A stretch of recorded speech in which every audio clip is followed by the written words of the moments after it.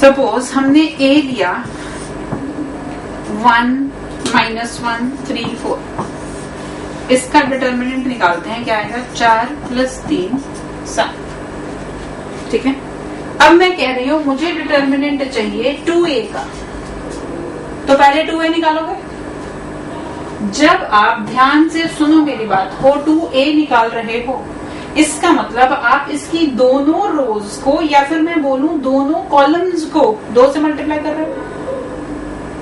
तो ये हो गया 2 - 2 6 और 8। हमने कहा अगर एक रो को किसी स्केलर से मल्टीप्लाई करते हो तो डिटर्मिनेंट की वैल्यू उस स्केलर से मल्टीप्लाई हो जाती है। अब मैंने 2 रोज को या 2 कॉलम्स को उस नंबर से मल्टीप्लाई कर दिया, तो क्या वो फैक्टर 2 बार नहीं आएगा? यहां पर देख लो, इसका आंसर क्या होगा 16 + 12। यहां 7 है, यहां 28, तो क्या फैक्टर हुआ? 4 का फैक्टर हुआ। नंबर क्या था जिससे मल्टीप्लाई कर रहे हो? 2, और ऑर्डर कितना है डिटर्मिनेंट का? 2। सो 2 स्क्वायर से मल्टीप्लिकेशन हुई। So determinant of k into a is k power n into determinant of a। अगर ये 3/3 वाला होता तो यहाँ पर 2 से मल्टीप्लिकेशन का इफेक्ट यहाँ पर कितना हो जाता? 8 से multiplication. Rajiv, is it okay? हाँ, समझ में नहीं आया या कुछ और दिक्कत है? आगे चलो, फिर आगे चलो। नेक्स्ट प्रॉपर्टी लिखो। If each element of a row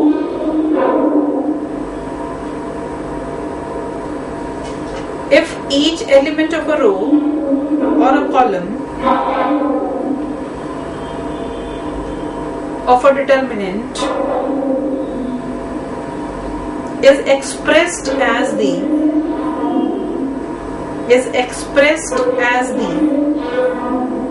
sum of 2 or more terms,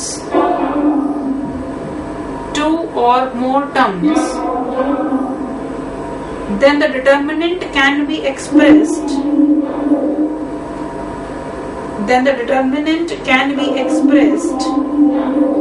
as the sum of 2 or more determinants.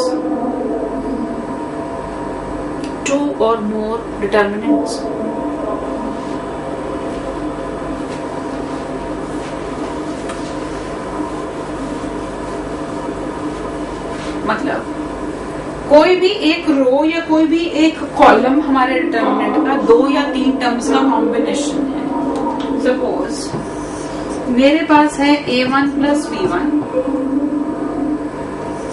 a2 a3, a4 + b2, a5 a6, a7 + b3, a8 a9। ये मैट्रिसेस है, इसका determinant मुझे निकालना है। यहाँ पर क्या हो रहा है, ये जो पहला कॉलम है ये कितनी टर्म्स से बना हुआ है? 2 terms. So the determinant of A can be written as the sum of 2 determinants. कौन कौन से बना? जो यहाँ पर 2 टर्म्स थी इनको अलग अलग कर दो। एक डिटर्मिनेंट में ये पहले वाला part and second and third columns will remain same without any change, plus the second part, that is b1 b2 b3 a2 a5 a8 a3 a6 a8। आप इस डिटर्मिनेंट को सॉल्व करो या फिर इन दोनों को सॉल्व करके ऐड कर दो, दोनों का रिजल्ट सेम रहेगा। There will not be any change. So क्या बोला हमने? किसी भी रो या किसी भी कॉलम में जो टर्म्स है they are combination of 2 terms और 3 टर्म्स और 4 टर्म्स।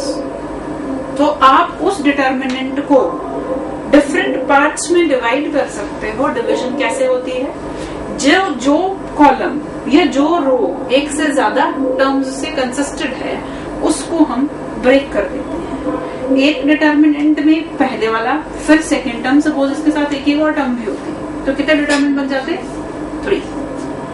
एक चीज और यहाँ पर ध्यान रखनी है, सपोज यहाँ पर भी कॉम्बिनेशन ऑफ 2 है, यहाँ पर भी कॉम्बिनेशन ऑफ 2 है, फिर आप मुझे बताएं कि कितने डिटर्मिनेंट्स बनेंगे, 4। एट ए टाइम एक को ही ब्रेक करोगे, इसको ब्रेक करके ये 2 बन गए। अगर यहाँ पर भी एडिशन में टर्म्स होती तो ये वाला फिर से 2 में और ये वाला फिर से 2, right. Next property, very very important one, कर लो जी, कर लो।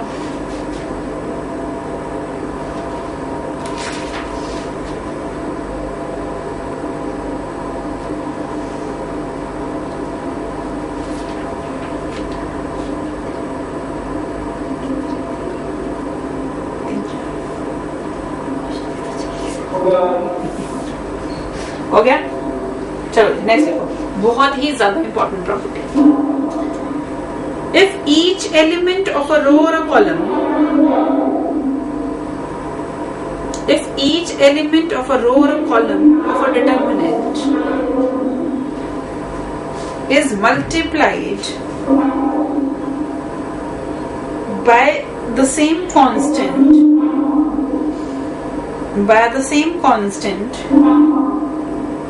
and then added to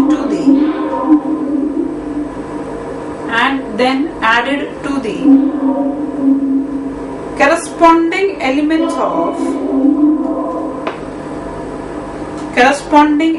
of some other row or column, then the value of determinant remains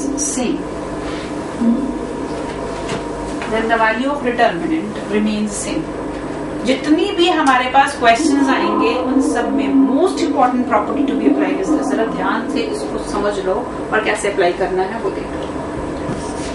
मेरे पास है मैट्रिसेस से A1 B1 C1, A2 B2 C2, A3 B3 C3।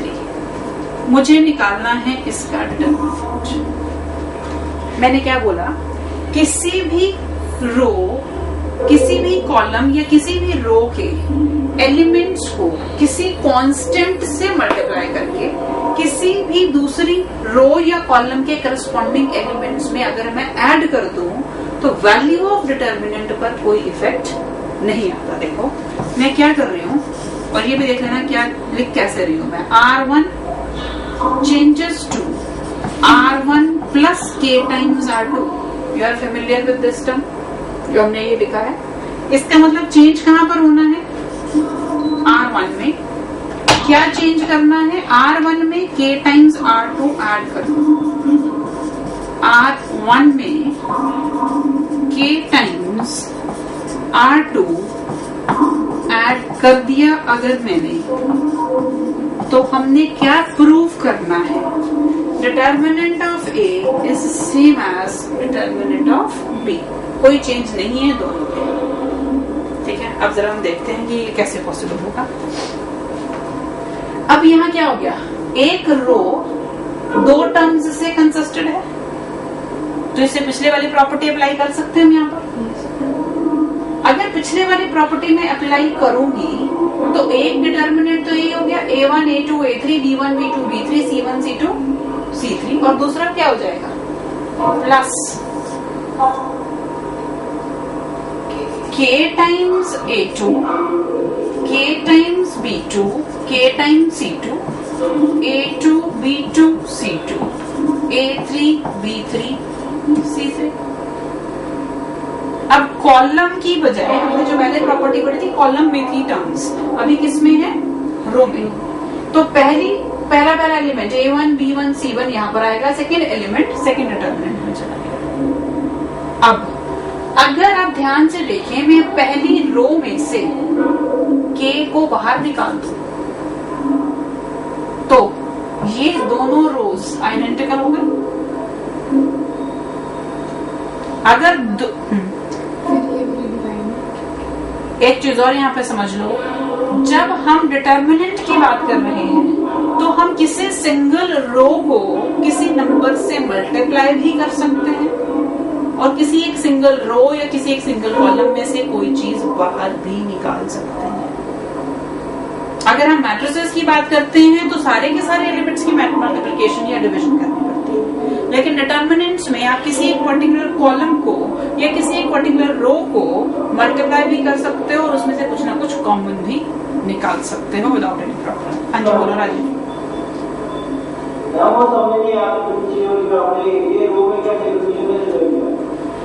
यहाँ पर अब जो रो है, जो मैं इसको थोड़ा ऐसे लिख देती हूँ, that will be much better. A1 plus KB1, A2 plus K, क्या कहता है, B2 और C1 प्लस KC2। पहली रो दो टर्म्स का कॉम्बिनेशन है। आपको क्या बोला था, पहला डिटर्मिनेंट जो ये पहली टर्म है उसको रख के आ रहा है, ये आएगा B1। सो पहला डिटर्मिनेंट A1 B1 C1 ये तो दोनों सेम ही रहेंगे, इसमें तो कुछ चेंज हो ही नहीं रहा। और इधर से क्या हो गया, KB1 KB2 KC2। क्या किया मैंने, R2 करना था ma'am, sorry A2 B2 C2। तो मैंने लिया KA2 KB2 KC2, K को बाहर निकाल दिया तो ये बन गया दो आइडेंटिकल। क्या हो गया अब, हाँ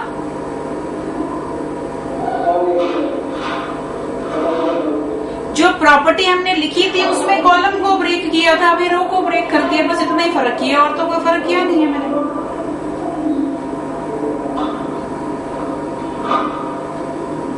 वहां पर कॉलम में हमने लिया था कि दो टर्म्स है या रो में दो टर्म है, तो रो में ब्रेक होएगा ना बेटा, ठीक है। और सब में से के को बाहर निकाला, ये दो आइडेंटिकल रोज, जब दो आइडेंटिकल रोज होती है तो डिटरमिनेंट की वैल्यू 0 हो जाती है।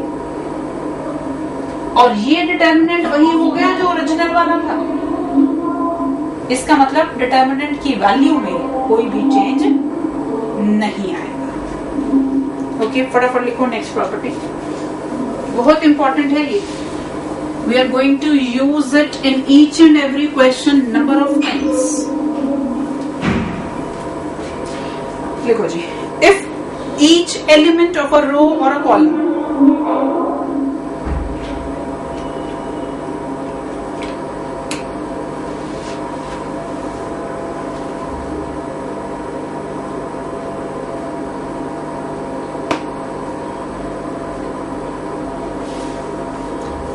each element of a row or a column of a determinant is 0, then its value is 0. Then its value is 0.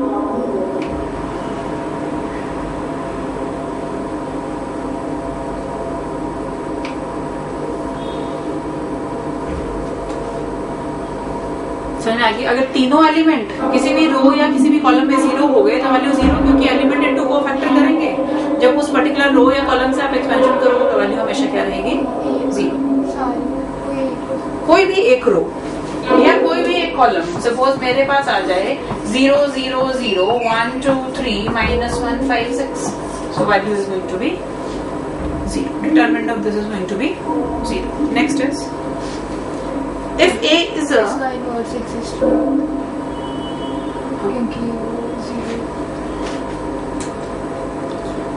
if A is a diagonal matrices,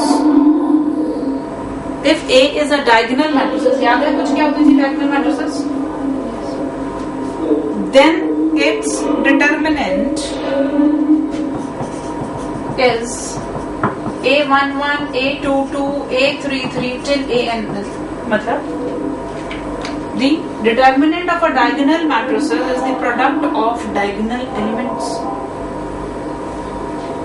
The determinant of a diagonal matrix is the product of diagonal elements. The determinant of a diagonal matrices is the product of diagonal elements. Last property.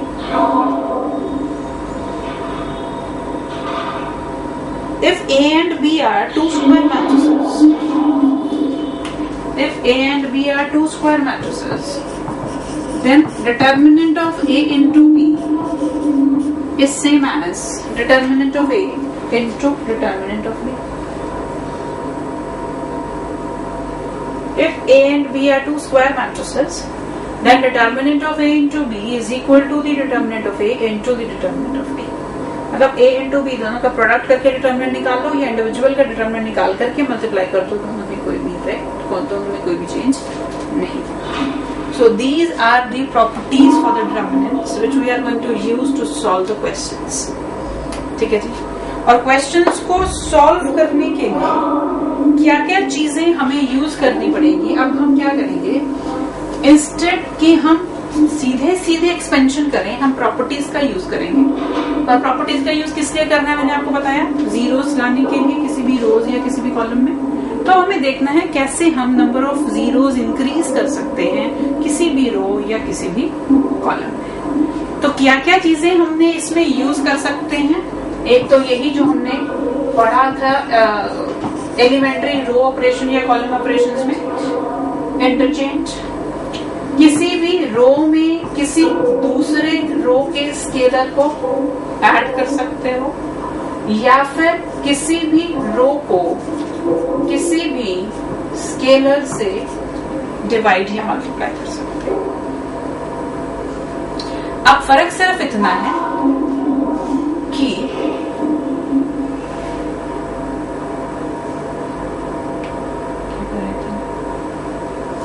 जब हमने elementary इक्वर्स निकालने के लिए elementary transformations लगाई थी, तो अगर हम रो ट्रांसफॉर्मेशन से काम कर रहे थे तो सारी रो ट्रांसफॉर्मेशन ही लगानी थी.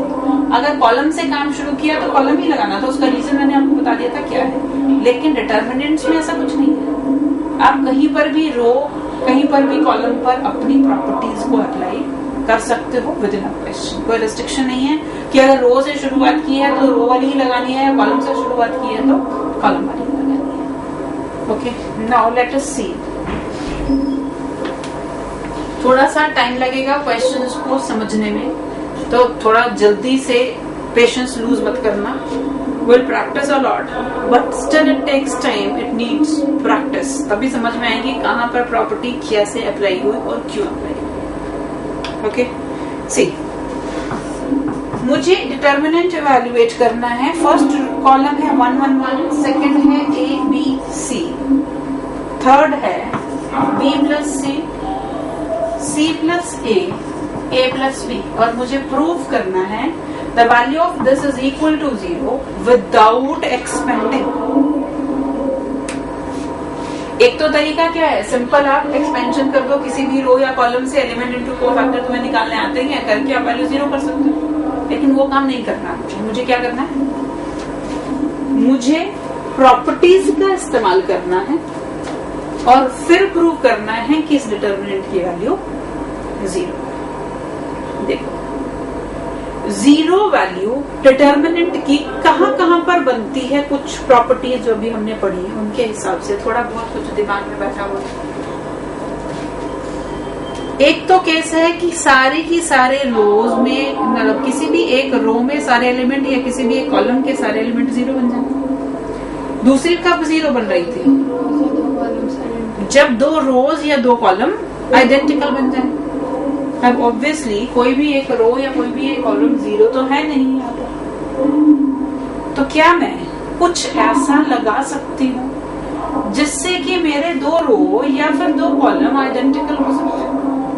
जितनी भी हमने प्रॉपर्टीज पढ़ी हैं उनमें से कुछ तुम्हारी समझ में आता हो.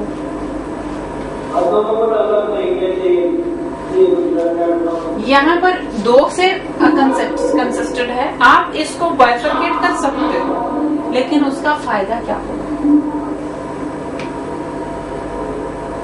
कर सकते हो एक चीज। दूसरी चीज, किसी भी डिटर्मिनेंट को सॉल्व करने का एक ही तरीका हो ऐसा नहीं होता। कुछ पर्टिकुलर हैं जिनको सॉल्व अगर हम उस तरीके से करते हैं तो काम जल्दी से सिंप्लीफाई हो जाता है। बाकी तरीके बहुत हैं, जो तुम्हें स्ट्राइक करे वेरी गुड। अब जरा ध्यान से देखना, मैं करती हूँ चेंज C2 में C2 प्लस C3। क्या बेनिफिट हुआ इसका बता सकता हूँ?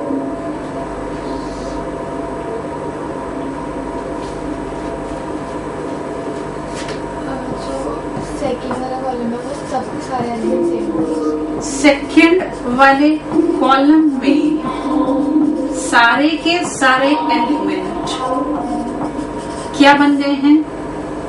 A plus B plus C। अब क्या कर सकते हो?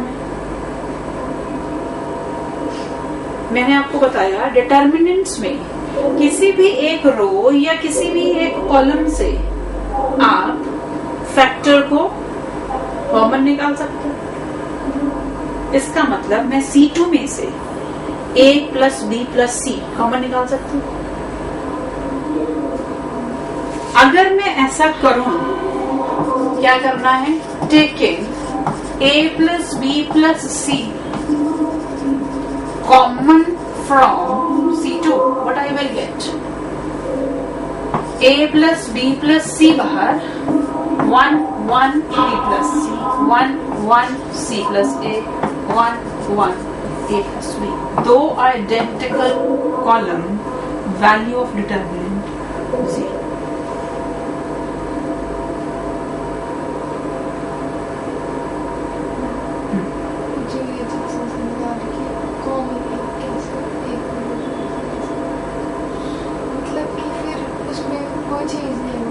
हमने क्या बोला था? अगर किसी रो या किसी कॉलम को आप एक कांस्टेंट से